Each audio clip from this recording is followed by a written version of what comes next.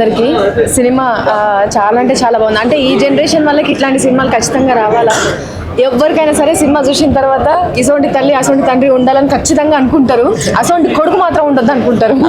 గుడిసెట్టేదవా ఏదో పెద్దదో ఈ సినిమా లాస్ట్లో మారిండి, అది వేరే విషయం అనుకో. అంటే మార్పు అనేది ఖచ్చితంగా వస్తుంది, కాకపోతే కొంచెం టైం పడుతుంది. అమ్మ నిజంగా మిమ్మల్ని చూసి నేను ఎంత అంటే ఎంత ఏడ్చినాను. నేనే ఏడ్చుకునే చేశాను అది చాలా బాగుందమ్మా.